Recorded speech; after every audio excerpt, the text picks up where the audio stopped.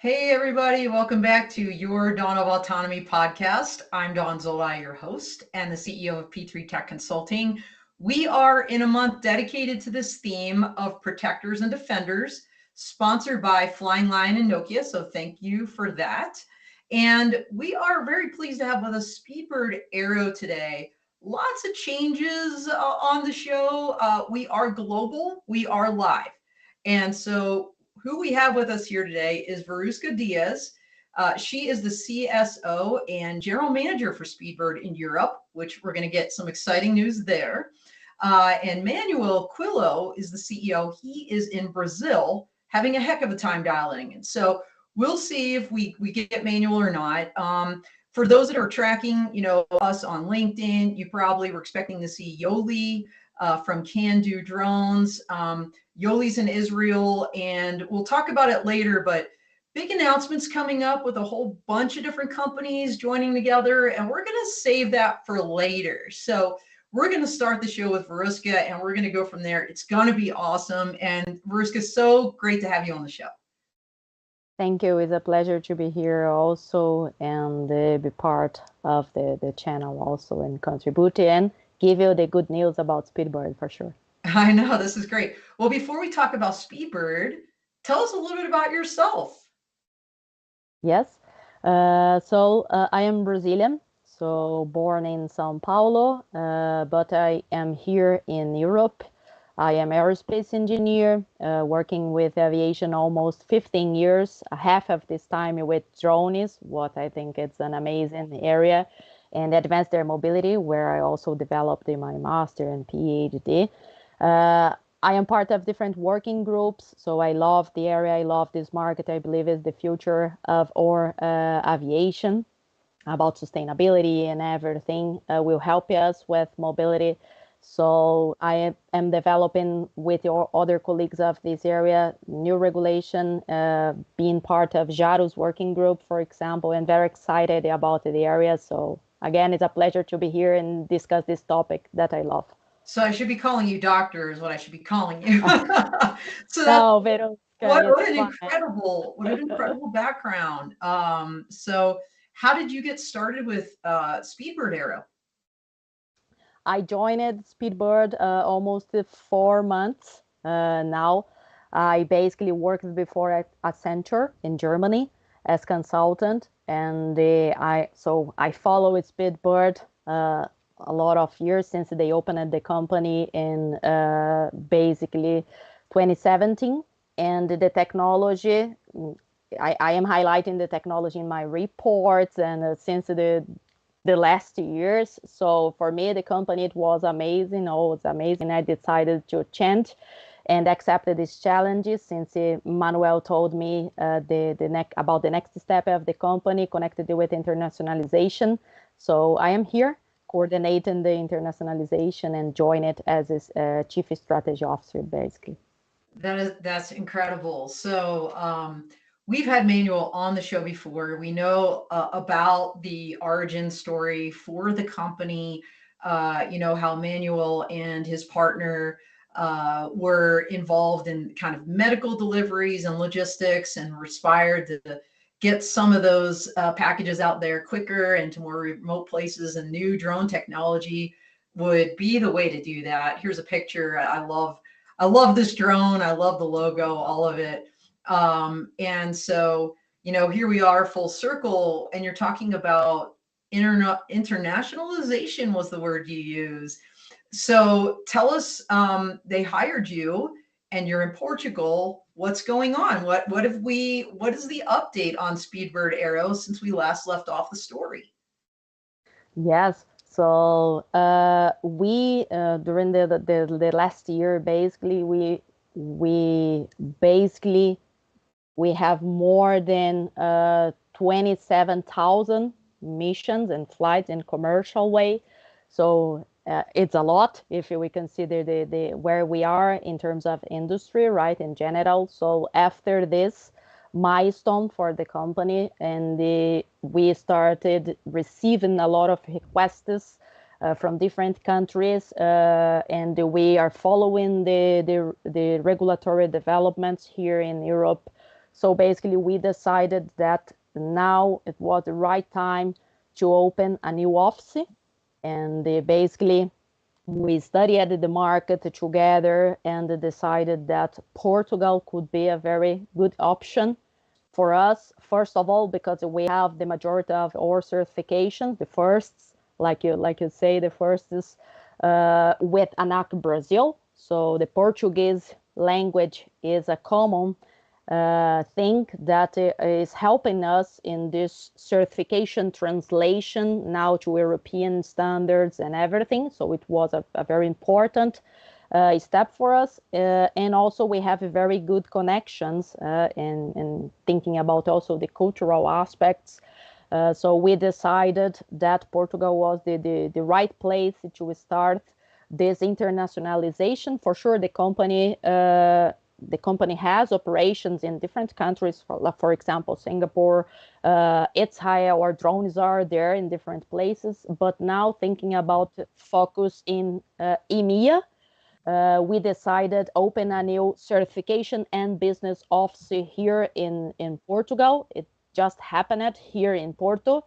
We are located inside of the Leonesa Business Hub, is one of the biggest here in Portugal. And that's it. From here, we will coordinate some operations in EMEA and also APAC. And I hope we can also expand faster with this new office here. Well, I have to say, I've never been to Portugal. I've always wanted to visit. Porto is high on my list.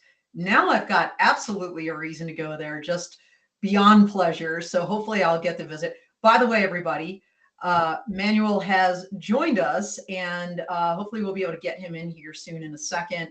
Like I said, he's coming to us from Brazil. And so here he is. Yay. Okay. So that's the fun of having a live stream that is global. I mean, this is amazing. You're both coming to us from around the world. And Manuel, I know you've been traveling extensively. So excited to have you here, and also to meet Veruska and understand a little bit more about your internationalization and this European front, if you will, that you've now opened up with this hub in Portugal. So Manuel, I'm going to go to you. Tell us a little bit. Veruska mentioned that, it just made sense, shared common language, culture. As you look to the European market, and, what are your hopes in achieving by building a hub there? Well, thank you, Don. Much appreciated. Sorry, I'm on the road today, traveling here. So if my communication is not very clear, let me know. My number one focus was to introduce Veruska today to all of you as our new Chief Strategy Officer, and then obviously our advancement into the European market on the certification front as well. As you know very well, most of the CAAs around the world are based themselves on the SORA rules that Veruska was part of it, helping build, and is an active member of the Gyros group, which will have some news as well. So we're always cooperating in learning and sharing our experience. And I believe the move to enter the European market through Portugal, as you mentioned, there are some cultural similarities and proximities, and the language as well. Most of our team also speak Portuguese. The rules are aligned, even with both, even the names of the civil aviation authorities are similar. ANAC in Brazil, ANAC in Portugal. One obviously is under the IASA, right? But they both have incredible proximity and cooperation because of the manned aircraft and civil aircraft, military aircraft that they produce and cooperate. So therefore, we felt it was the right time to do it. The rules in Europe are more advanced, in our opinion, than in any other part of the world today.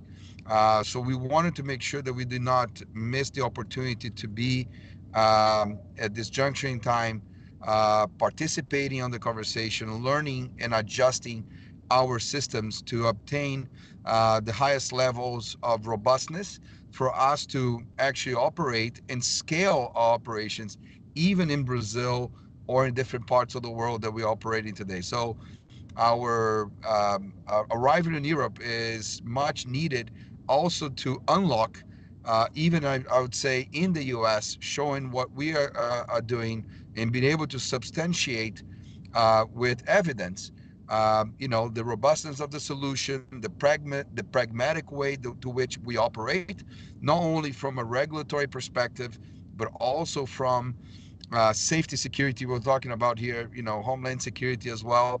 A lot of the things that we'll be talking about actually addresses, and one of the reasons why we partner with Can Do Drones in Israel with Highlander goes through the plan as well of operating in Israel today, even with more complex airspace being controlled. How can we assure the security? First of all, we have the right partners, we have the right solutions. Partnering with Can Do and Highlander allow us today to operate in Israel under an UTM that's connected to the backbone of the country. And therefore, we're doing exactly the same thing in Brazil, and we hope to be cooperating. We already with other UTMs in different parts of the world.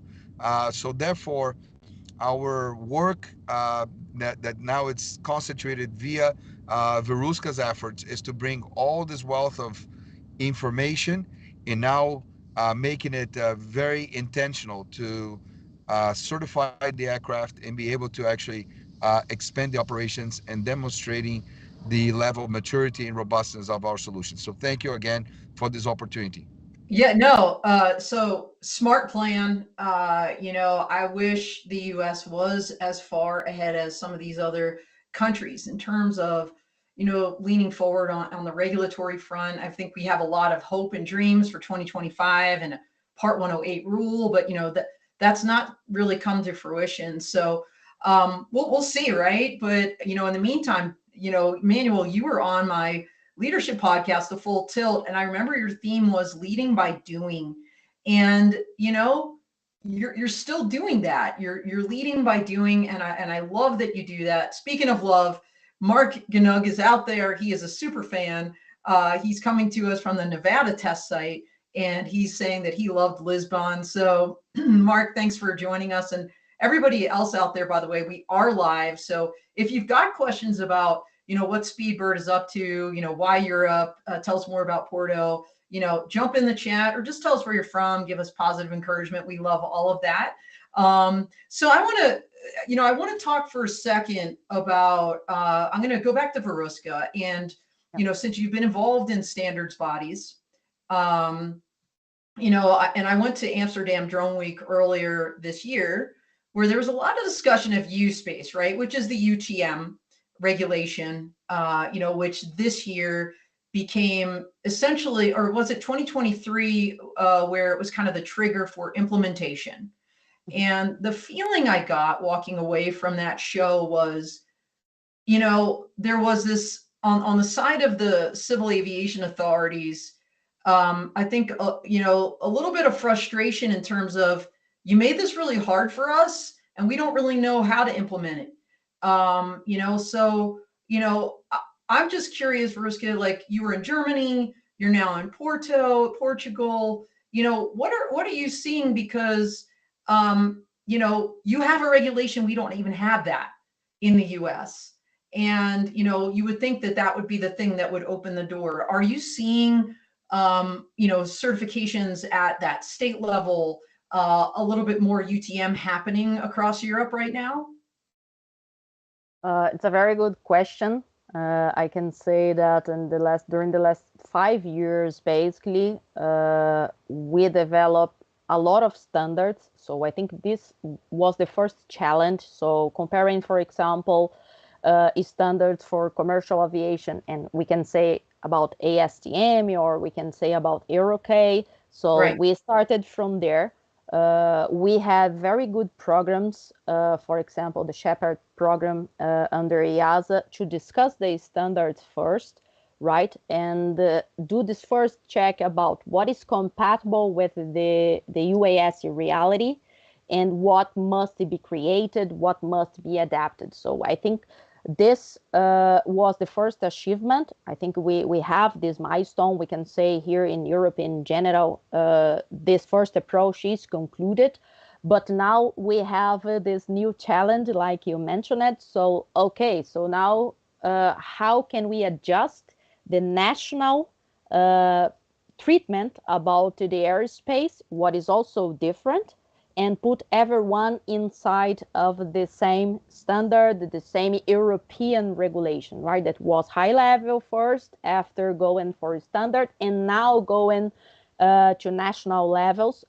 We can see difference in terms of maturity in different countries here. So some countries started, for example, I can mention Germany, for example, we started with real integrations and sandbox. Italy also, we already see in Rome, for example, sandbox focused in UTM, and some countries, for example, Portugal, with the specific conditions for airspace. For example, here you cannot just release an OTAN and segregate part of the airspace and fly. You need more in terms of systems for beacon-conspicuous as a drone. Oh, so, like conspicuity to be able to be exactly. seen, You or cannot just yeah, segregate the airspace and think that you will accept non-cooperative aircraft. So here, right. for example, is a requirement. You must basically provide DAA and provide ground infrastructure also with cameras that will help you in this identification. So we are now, what I can see from here is that the interpretation at national level is still different.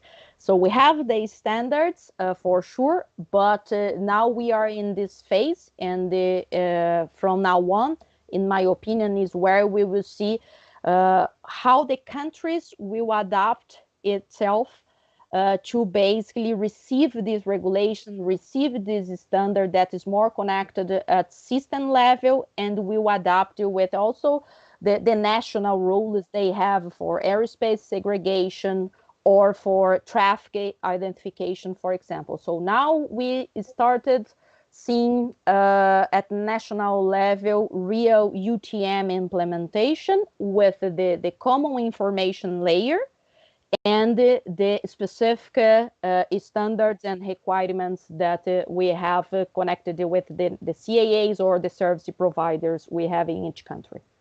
No, so that's great. I'm going to go to Manuel because, Veruska mentioned a number of things, short-term infrastructure, detect and avoid,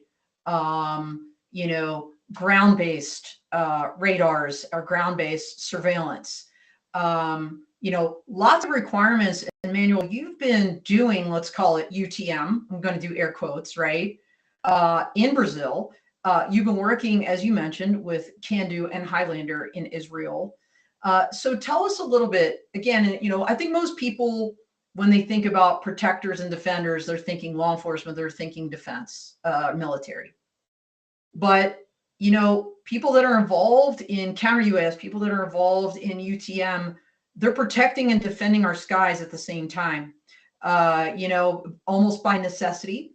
So tell us, what your experience has been in Brazil in terms of protecting and defending those skies through your UTM, and how you feel that this will transfer easily into Portugal and other areas of Europe. Well, that's a great question. And I think the biggest threats will come from within, right? In terms of drones, especially in the US and Brazil, continental countries, we need to ensure that we understand friend and foe. What drones are actually, uh, legal, flying legally. I can tell you in Brazil, each country has different nuances in regards to security concerns. Brazil is not necessarily, terrorism is drug trafficking, right? Oh, wow. Yeah, we are obviously in a country that is not a production, but it is a gateway to Europe, a gateway to many locations around the world. So therefore, drug trafficking, including a big consumer market like the U.S. So Brazil is the biggest consumer market for drugs. We're operating now in ports in Brazil, so doing cargo, ship to shore. But the first question from the federal police and others is, can you do surveillance? We have actually, we already have divers diving under ships to put stuff on. We have drones actually flying to the ships that are not your drones. They've been doing this. The illegal market has been doing this way longer. Drone delivery in prisons, delivering cell phones, delivering drugs, happen every single day in an unimaginable scale today in this country here, in many countries around the world. So the first thing is, how do you differentiate the drones that are actually regulated, that are certified, there are, remote ID like in the US, right? Brazil, we're still lagging behind. So we want to push the Brazilian authorities also, not only to pass, the remote ID for every single aircraft, but the new TM that they're doing that now, a little bit later, but they are advancing on the national backbone. And I think to see some of the questions here, every initiative will help, even with Wing and Zipline in the US, it will help develop the understanding or needs to be done. But obviously, it is important to be connected to the backbone of the traffic management, air traffic management in the US. That's what the Brazilian Air Force is doing. They're creating the backbone via the STM standards. Veruska can be much more precise than I am, but it's global standards that are being developed and followed, and will allow for competition, which is part of our country's, belief that, if we have 3, 4, 5, 10 different competitors offering the services, kind of like a telecommunications infrastructure, cell tower, right? Which multiple companies can use the same infrastructure as long Yeah. as they are following the same rules and they are interoperable. So if I'm like in Israel, if I'm using somebody else's UTM other than Highlander can still see me, right? We can still Yeah. detect and avoid each other. Well, and But Manuel, you're raising a great point. I think that dovetails into this question from Steve Adams, who's asked a couple questions now.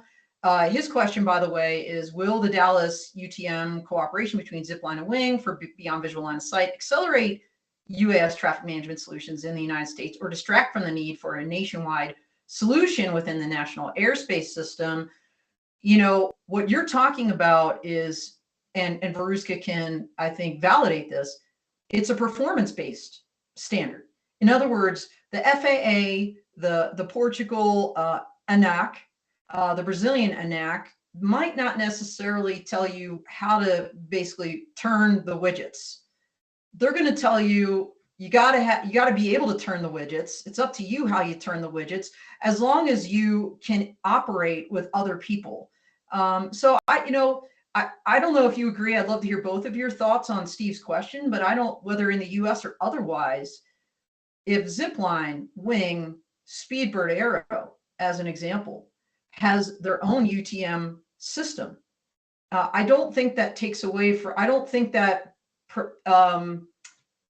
is a threat, if you will, to a national solution.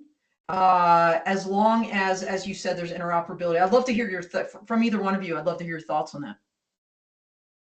Yes, in my opinion, it's something that could be developed in parallel. Okay, so it's not a competition, but examples like this one can be a good place for demonstrations and the lessons learned. So what we are doing, for example, in Brazil, and I think it's a very good example to apply in Europe or in US, is that we have the industry focused in be service provider and develop solutions. And the same players we see here developing commercial solutions, they are part of the national program to develop the national standards. So we are there together with the DSEA, who is the controller, the authority who will control the airspace, right? Developing the requirements and everything in terms of quality, for example, informational layers, restrictions, qualifications for organizations to be service providers, latency in terms of signal and everything infrastructure. So we are there giving them inputs and showing them from our experience, substantiating what will work, what will not. So at the end, if we do it in parallel, we are accelerating the national environment, right? Providing the base in terms of requirements, in terms of conditions, qualifications to be service provider, and at the same time showing from a practical experience in sandbox or in other countries what work. It will depend on also the environment, the scenario, the problem you have in this specific national environment. If we are talking about cyber security attacks, if we are talking about drugs, transportation. So what will be the layers that will be important at national level, and what can we bring as industry as contribution? So we are there as contributors and not trying to distract them or trying to focus now in revenue or the commercial operation by itself. So, but we are learning together, and we are basically substantiating the baseline for the country with the examples we already have. So in Brazil, for example, it's working amazingly. Well, and there are a lot of stakeholders here. I mentioned counter UAS. I think that has to be part of it. Manuel, you mentioned remote ID and the companies making that technology, not only that goes either in or on the aircraft, but then that reads those signals and how all of that works. I always think about my buddy Don Bershoff at True Weather Solutions, who's coming up next week, and that weather supplemental service, data service, and how critical that is to these operations and the sensors to go with it. Steve Adams asked this question, and I'd love to hear your thoughts, Manuel. Do you think there's opportunities for cellular service providers to create some specialized feature sets for drones and UTM users? And what would some of those features be, if you think there are? Well, one of our partners in Brazil is a big cell phone company, provider, one of the biggest in Latin America, if not the largest. But we had the opportunity and honor to be invited by Qualcomm, one of our partners in the U.S., to be part of the World Mobile Congress. I actually spoke there with the likes of the heads of T-Mobile and Verizon and others. There's a huge play, a huge role that the cell phone companies will play on the UTM and UATM for the urban air mobility, right? Whether it is through specialized beams of 1 millimeter bands that will be connected to the more advanced aircraft, right? From our level of complexity in terms of the drone delivery and other types of drone surveillance, etc. The UTMs, once the UTMs providers in the area understand the level of connectivity in that area, will be it's the number one factor before you design an UTM is, okay, can we control and command that aircraft? Because if you have the signal, if you have the command, if you have the, for example, remote ID or other forms of identification that are asynchronous, or it just allows you to know the location, but there's nothing you can do to, for example, interfere with the flight or command and control the aircraft, there's very little that can be done. Okay, so Yeah. what's important is to guarantee the connectivity is number one. We actually have a project starting next week in the middle of the Amazon. That's about 44 kilometers from a mining site that we spent a year planning and guaranteeing the control and command of the aircraft, because despite being in the middle of the Amazon, there's a lot of helicopter traffic because of the big mining companies that operate around it. So we had to actually guarantee cell phone coverage, Wi-Fi, sometimes doing MASH, and also SATCOM. We actually had to put a SATCOM, a few of the developments that we had, which is very expensive, in our multi-rotor aircraft, which is unheard of. Not many multi-rotor aircrafts will have SATCOM. I know people in the Ukraine are doing it. Others, unfortunately, for other purposes. We like to see it for this coming up. For example, even with Starlink or the likes of other SATCOM providers, making this more affordable, lower latency, so you can guarantee the command and control. But from a financial viability perspective, the cell phone companies are absolutely a must, even if it is to slice a part of the data availability on that particular region, right? That's what we talked about here with all the providers. Can we slice a part of the network for the critical operations, especially if you're taking, for example, first responders activities, or urgent drone deliveries that are organ transplants, or other things that are more meaningful. You start prioritizing them on the network, because we have a situation here in Brazil, for example, where we operate from a shopping mall. This is food delivery. It's the oldest food delivery service in the world, 3.5 years ongoing, 7 days a week, right? In the same location with the biggest food delivery company in Brazil. I cannot substantiate what's happening in China, but in the Western world, we know that this is the longest route from daily activities and taking food from shopping malls to strategic locations around the city. And we But I can popped tell up you a that. picture too of medical drone operations. I mean, you raise a great point. And frankly, I'd be remiss not to mention that our month sponsor, one of them, is Nokia, who is providing 4 and 5G, and actually has created a drone that, and working with Flying Lion, from a drone as first responder public safety, and kind of enterprise solutions. So if y'all missed that show, go back and watch it, especially you, Steve Adams, because you might learn a little bit more about what Nokia, again, a cellular provider, is doing in the space. So there are players out there. By the way, Viasat, satellite provider, was our sponsor in July. And we had, Jerry Hancock from Viasat on the show, explaining how that works. And so again, check that out. All these videos are not only on the AUVSI's YouTube channel, but also on my website, P3 Tech Consulting, and the Dawn Zoldai YouTube. So lots of great information out there on these topics, folks. And by the way, Mark in the audience raises a great point. He says at the recent FAA drone and AAM symposium, their vision is to go from more of a common operating picture to kind of drone versus drone deconfliction, right, in the air. I mean, that's like, they're very thumbs down on corridors. I heard the word sandbox from Veruska. The idea is, to use your phrase, Manuel, let's lead by doing. Let's get out there and do it. And you're doing it in the Amazon. I want to pop up this picture of your DLV4. Is this the bird you're using in the Amazon for those long hauls that you've just been talking about? It is one of them. It is one of them. We're testing both. We're testing the long range, but also we made our multi-rotor aircraft, because it's more resistant to wind and rain, part of the work. So we're actually doing 44 kilometers with a multi-rotor with 5 kilos of payload.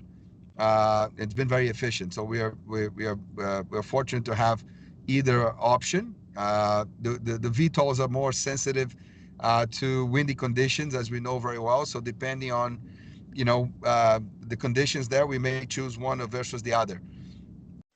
All right. Well, very cool. And you've got, again, everybody out there, Manuel's been on the show before. I've written a lot of articles about Speedbird and the DLV. DLV, by the way, for delivery 1, the DLV2, the DLV4, and a lot of the firsts that have happened with those particular aircraft. So, pretty wonderful.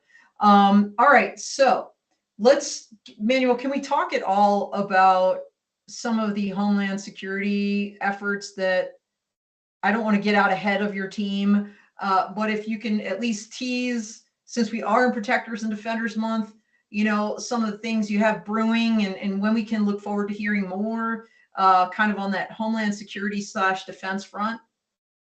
Excellent. First of all, we cannot do everything by ourselves, right? So we have great partners. You mentioned some of them, right? Can do, as a great operator in Israel that has partnered with Speedbird to develop technologies as well. Highlander on the UTM, but we work with other UTM providers as well. But Highlander intentionally is the company that we chose to do the UTM here in Brazil with them, with the support of Can Do. But we also have Elsight. For example, we're talking about connectivity. It's extremely important. I do recommend a system like Elsight, but we have the first-hand experience in what Elsight can do. As I mentioned, connectivity is key, and being able to communicate drone to drone is important. But deconflicting even before you take off, That's actually quite important as well. So the UTM, we believe that it is the way forward. I see this in Israel every month when we operate on the Israel National Drone Initiative. For the last 3 years, we've been there. We just came back a month ago, operating daily, and you can see what they do. They throw civil aircraft, private. They do, multiple drone missions around the same area to see how the systems can be interconnected, can be sharing information, right? Can be leveraged to deconflict before the missions are even initiated, and adjust that. Exactly what was been mentioned here as well in terms of the population density, dynamic routing, especially because you have schools that from 7 in the morning until 3 p.m. After 4 p.m., you can fly over, right? Having this type of intelligence on a system can be quite important. I mean, that's brilliant. I mean, maybe that's just so obvious. I never really thought about that. Like, hey, the school's out. There's going to be low risk, and not a bunch of people there during these hours. So this is more opened up in terms of, airspace. Wow, yeah, that is hyper dynamic when you're looking at ground risk and kind of opening up pockets of airspace, kind of correlated to those very, very changeable conditions. Wow. This is exciting. How how soon are we going to get there? Are we there? I mean, are you already doing this stuff?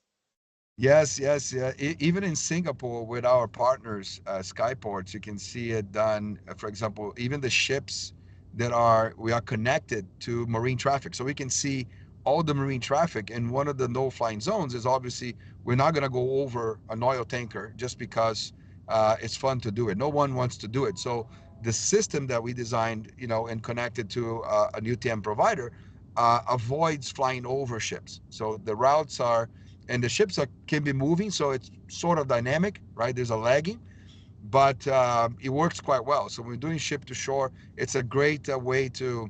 Highlanders also have a good product now that's coming up, for ports specifically. So we're very keen on using it.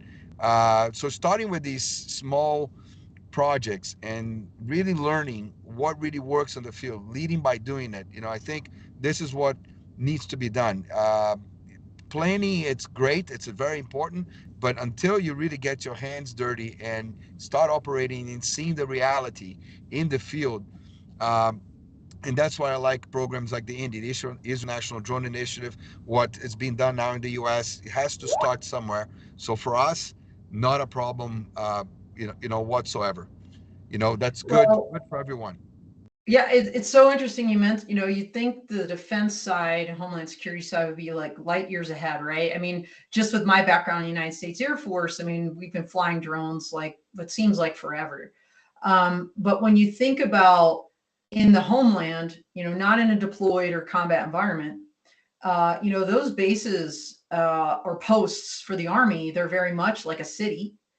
And just now the military is realizing, oh, look, we can use drones to inspect the flight line. We can use drones to deliver packages to families that live on the base.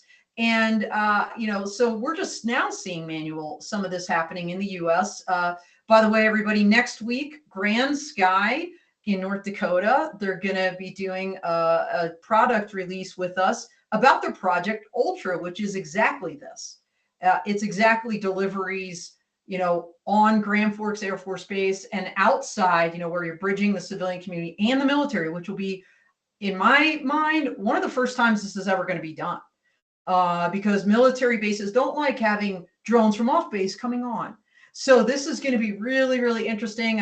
Manuel, maybe we can get you involved in this. I'd love to get Speedbird up to North Dakota. We can talk more. Speaking of talking more and seeing you, Veruska, I don't think I'll see you, but maybe I will. Las Vegas. Where's the next shows you guys are going to be at? Veruska, are you going to be at IAM Madrid in Spain or somewhere, some other show coming up soon? In Spain, probably I will be there, and Well, good. I'll see you because I'm going. yeah, yes, and we will also be in London in Drone X also this year. So it's the second show that will be important for us here in Europe, also to demonstrate how we are scaling and increasing the robustness that will be necessary for any operations we will do here with the new drones. Well, that's so exciting. Maybe Manuel doesn't have to fly around as much since you're in Europe and you can cover down on all the European shows, but I look forward to meeting you in person soon. And then Manuel, you are actually going to be flying to the United States for a commercial UAV in Las Vegas. Is that right? That is correct. I'm actually on the road right now, going to the airport. Our factory here in Brazil is 4 hours away from São Paulo, the big city. So I'm driving there. We're flying to the northeast. We have operations there, so I'll be there for 2 days. Then go to Uruguay for a new deployment. Right? Stay tuned for more. And Okay. then Uruguay and Argentina. So from there, I fly to the U.S. See my kids in Jacksonville, and then fly to Las Vegas. Oh my gosh, That's I'm exhausted that's just how it is. listening to that. But if you can fly in on Monday, Labor Day, if that's even possible, just want everybody out there to know, of course, Manuel, you're invited. My partner CareSoft and P3 Tech, my company, are hosting a social event on Monday night, Labor Day, September 2nd at Caesar's Palace in Las Vegas from 5 to 7. If you guys go on my website under events, you'll find the link tab. I've also been posting it in my newsletter, which you better sign up for, and on LinkedIn. So please just sign up. It is free. If you don't sign up and just show up, we might not have enough drinks and food. But if you sign up, we might have a good idea and make sure that's all covered down on. So hopefully, I look forward to seeing you again in person. Last time I saw Manuel was at Exponential. He was on our live stream, the full crew live we did from the floor there with Eloisa, his lovely wife and partner in this adventure called Speedbird Aero. So looking forward to seeing both of you soon. All right, we only have a couple minutes. Our time has flown by, as I knew it would. And what I want to do is give each of you, a minute or two to go ahead and kind of close us out. So Veruska, I'm going to start with you, and then we'll end with Manuel. Why don't you, whatever concluding remarks you want to say, and welcome to the team, and so great to have you on the show. Yes. So about the topic and I think the UTM, one of the next steps that's very, very important is the inclusion of the public safe stakeholders. So we see this in our discussions in Brazil. So basic questions, for example, how can I be conspicuous and at the same time keep the secrecy of my operation? So this kind of question from police and the other authorities that they will be there, they will share their space with us. So how they can trust us as service providers to offer services and keep the secrecy regarding the operation and the correct cyber security level they expect from our systems. So I am very excited because we are now in this exact step, and I think will be important globally. So this kind of discussion about how we will coordinate the stakeholders, the public ones, the public authorities, and the private ones. And I am more than happy about be part of this whole discussion, work with different authorities and different solutions, integrate our systems in different also UTMs, and be part of this as a whole, and more than happy about to discuss. Also, all of you can add me on LinkedIn, and I love talk about the topic, like you can see, and it will be a pleasure. It's a pleasure to be here today, and will be a pleasure always talk about AAM and the drone topics. Very awesome. Well, thank you so much. Manuel, go ahead and close us out, and make sure that tell folks how they can reach you as well. Oh, excellent. Thank you, Don. Once again, a pleasure and honor to be with you here sharing this information. We want to reaffirm our commitment to the U.S. market, right? We are very keen on entering the U.S. market. That's why we keep working, we keep monitoring, keep involved. Nobody said it's going to be easy. Nobody said that. It is the most complex airspace in the world, right? Let's not kid ourselves. We knew this would be challenging. So our job is to just like how to eat an elephant, right? One bite at a time. Is to learn one piece at a time, pull it together, piece by piece.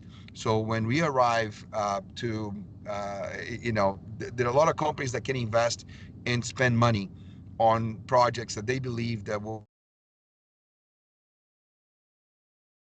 pin up to be, we don't have much resources to burn. So we have to be very pragmatic when it comes to operations that are commercially viable, keep the commercial viability of the operation so we can scale, right?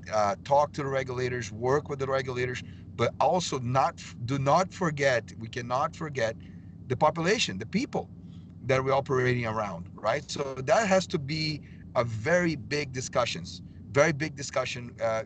Everywhere we operate, we talk to people. We bring this to the areas that we operate around, because people don't like to think they're going to be being filmed, or they're going to be hearing the noise. So once we start talking about it and we start presenting our plans, and that's what we want to do, is to learn in the US how we can operate safely, what the FAA it wants, what not to be at odds with anyone. Here in Brazil is the same thing. NAC, which is the FAA here, they're very conservative, and they don't want to have any issues with this technology. Nobody wants to be the first one to fail. So we need to understand that and borrow from the experiences globally. That's why Veruska is here. That's why Speedbird took a step to Europe to learn, because they seem to be, more, I'd say, bullish and advanced on the regulatory side. On other parts, not so much. The U.S. has a lot of companies that are doing incredible work in our area in drone delivery. So we have to leverage everything here, and look at the jobs that are meaningful, and that we can use the drones scalably, and then take it step by step until you reach our objectives, which is full scale in a few years. So anyways, thank you so much. You can reach me also on LinkedIn. I have my cell phone. Anybody who wants to reach me a cell phone, you can call me at any time. I love talking about drones and learning and listening to what the people are doing as well. Don, I'm not sure if you have it, but it's even a Phoenix number, because I grew up in Phoenix. So 602-561-0426. So And not thank only you. that, but you can meet him in person if you're coming to Vegas. And so there you have it. Well, guys, we are a little bit over, and my producer is going to kill me if I don't wrap it up. And hey, everybody out there, we really appreciate you, especially the folks jumped in the chat asking really great questions. Thank you all, and thank you, Manuel. Thank you, Veruska. Really great update. Great fit for Protectors and Defenders Month, as we think about not only public safety and defense, but also UTM and protecting and defending those skies. So thank you for everything you're doing. Really excited to hear more and watch you guys grow and thrive. And in the meantime, everybody, we are out here.